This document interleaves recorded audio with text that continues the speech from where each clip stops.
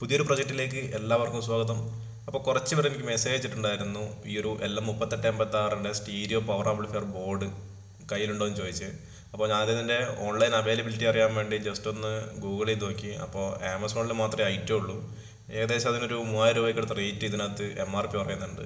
പക്ഷെ അത്രയൊന്നും റേറ്റ് ഒരിക്കലും ഈ ഒരു ബോർഡിന് വരില്ല. അപ്പോൾ അതുകൊണ്ട് തന്നെ ഈ ഒരു ആംപ്ലിഫയറിൻ്റെ ബോർഡ് നമ്മൾ സ്വന്തമായിട്ട് PCB ഡിസൈൻ ചെയ്ത് കൊടുക്കാമെന്ന് വെച്ച്.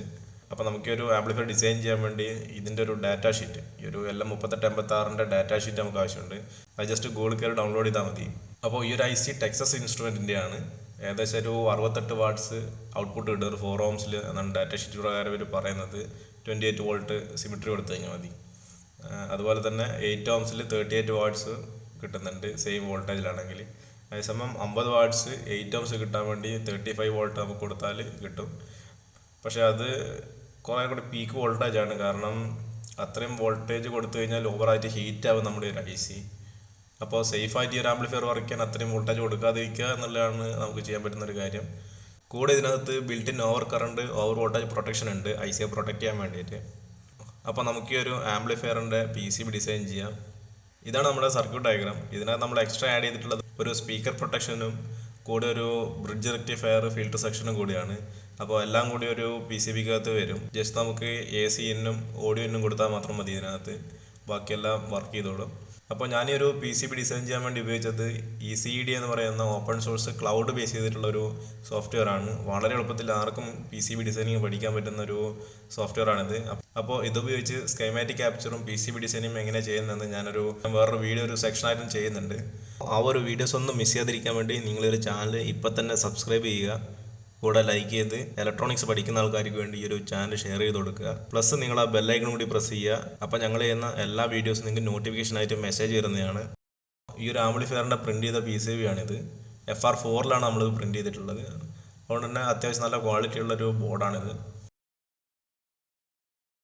ഈ ഒരു കളർ ചേഞ്ചിലുള്ള ട്രാക്കിലെ സോൾഡർ മാസ്ക് നമ്മൾ റിമൂവ് ചെയ്തതാണ്. പവർ ലൈനും ഔട്ട്പുട്ട് ലൈനുമാണ് ഇവിടെ വരുന്നത്. കുറേ കൂടി കറണ്ട് ക്യാരി ചെയ്യാൻ വേണ്ടി നമുക്കിവിടെ ലെഡോ അല്ലെങ്കിൽ കോപ്പറിൻ്റെ സ്ട്രിപ്പോ ആഡ് ചെയ്ത് കൊടുക്കണം. അപ്പോൾ ഈ ഒരു സെക്ഷനാണ് നമ്മുടെ DC പ്രൊട്ടക്ഷൻ. നമ്മളിവിടെ 12 വോൾട്ടിൻ്റെ റിലേ ആണ് ഉപയോഗിച്ചിട്ടുള്ളത്. അതുകൊണ്ട് 9 വോൾട്ട് AC കൊടുത്തു കഴിഞ്ഞാൽ വർക്കായിക്കോളും.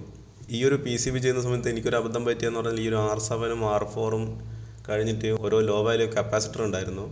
പക്ഷേ അത് ആഡ് ചെയ്യാൻ മറന്നുപോയി. പക്ഷേ അതില്ലെങ്കിലും ഈ ഒരു സർക്യൂട്ട് പക്കയായിട്ട് വർക്കാവും. അപ്പോൾ നമുക്കിനി കമ്പോണൻറ്റ് പ്ലേസ് ചെയ്യാം. കമ്പോണൻറ്റ് പ്ലേസ്മെൻറ്റ് ഒരുപാട് സമയം എടുക്കുന്നതുകൊണ്ട് തന്നെ ഞാനത് ഫാസ്റ്റ് ഫോർവേഡ് അടിച്ച് വിട്ടിട്ടുണ്ട്.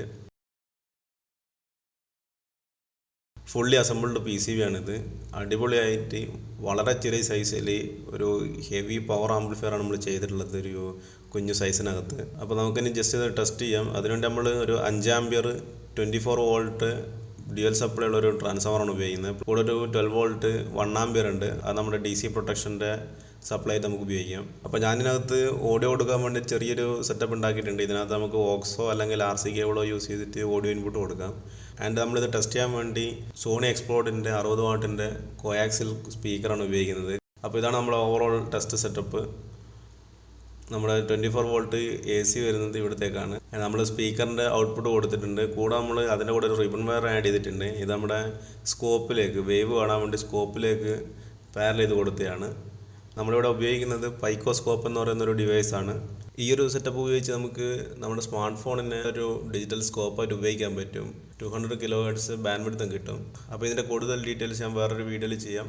നെക്സ്റ്റ് നമുക്ക് ഈ ബോർഡിനകത്ത് DC പ്രൊട്ടക്ഷൻ്റെ 12 വോൾട്ടും കൊടുത്ത് സിഗ്നലും കൊടുത്ത് ഓൺ ചെയ്യാം. ചെറിയൊരു ഡിലേ മാത്രമേ ഞാനിപ്പോൾ ഇതിനകത്ത് കൊടുത്തിട്ടുള്ളൂ. ഈ ഒരു IC ഓൾറെഡി DC പ്രൊട്ടക്ഷനൊക്കെ ഉള്ളതുകൊണ്ട് തന്നെ. അപ്പോൾ നമുക്ക് ജസ്റ്റ് സിഗ്നൽ കൊടുത്ത് ഔട്ട്പുട്ട് എങ്ങനെയുണ്ട് നോക്കാം.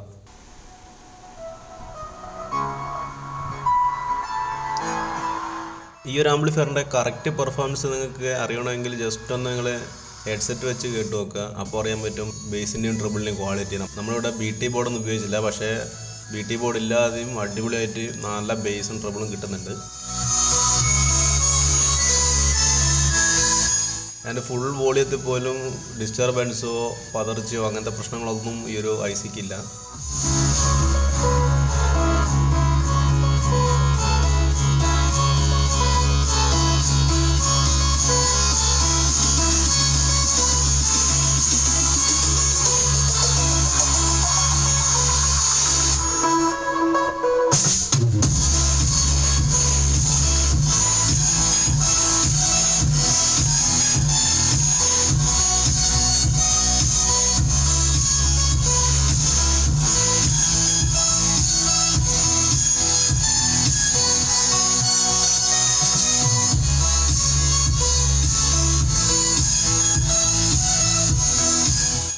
ഇതിൻ്റെ ഔട്ട്പുട്ട് വോൾട്ടേജ് ഒന്ന് മെഷർ ചെയ്യാം മൾട്ടിമീറ്റർ ഉപയോഗിച്ചിട്ട്.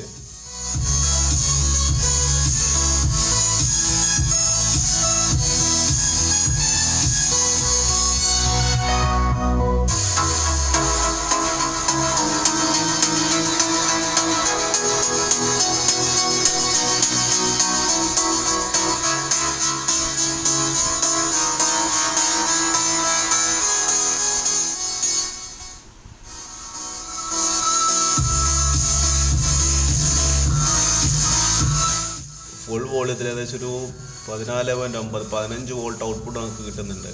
അതുകൊണ്ട് തന്നെ PA സ്പീക്കേഴ്സ് 18 ഇഞ്ചിൻ്റെ മുകളിലുള്ള PA സ്പീക്കേഴ്സൊക്കെ സുഖമായിട്ട് ഈ ഒരു IC-കകത്ത് ഡ്രൈവ് ആകും.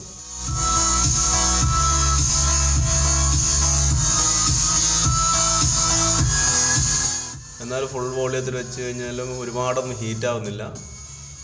സ്റ്റാൻഡേർഡ് ഹീറ്റിംഗ് മാത്രമേ ഈ ഒരു 2 IC-ക്ക് ഉള്ളൂ. ഈ ഒരു LM3886 ആംപ്ലിഫയറിൻ്റെ PCB നിങ്ങൾക്ക് ആവശ്യമുണ്ടെങ്കിൽ കോൺടാക്ട് ചെയ്താൽ മതി. ഞാൻ എൻ്റെ വാട്സാപ്പ് നമ്പർ ഡിസ്ക്രിപ്ഷൻ ബോക്സിനകത്ത് കൊടുക്കുന്നുണ്ട്, അതിനകത്ത് മെസ്സേജ് അയച്ചാൽ മതി. അതുകൂടാതെ ഇതുപോലെ തന്നെ ഒരുപാട് ആംപ്ലിഫയറിൻ്റെ PCB നമ്മൾ ചെയ്യുന്നുണ്ട്, കുറേ നമ്മുടെ കയ്യിലിരിപ്പുണ്ട്. അപ്പോൾ നിങ്ങൾക്ക് അങ്ങനെ ആവശ്യമുണ്ടെങ്കിൽ ആ വാട്സാപ്പ് നമ്പറിൽ മെസ്സേജ് ചെയ്താൽ മതി. അതുകൂടാതെ ചെറിയ സൈസ് PCB ഡിസൈനുകളും കാര്യങ്ങളൊക്കെ ആവശ്യമുണ്ടെങ്കിൽ കോൺടാക്ട് ചെയ്യാം സെയിം വാട്സാപ്പ് നമ്പറിൽ. നമ്മളത് ഡിസൈൻ ചെയ്ത് പ്രിൻ്റ് ചെയ്ത് തരുന്നതായിരിക്കും. അപ്പോൾ വീണ്ടും ഒരു എക്സൈറ്റിംഗ് പ്രൊജക്റ്റുമായിട്ട് നമുക്ക് വീണ്ടും കാണാം. Stay tune. സബ്സ്ക്രൈബ് ചെയ്യാൻ മറക്കരുത്. ലൈക്ക് ചെയ്യുക, ഷെയർ ചെയ്യുക.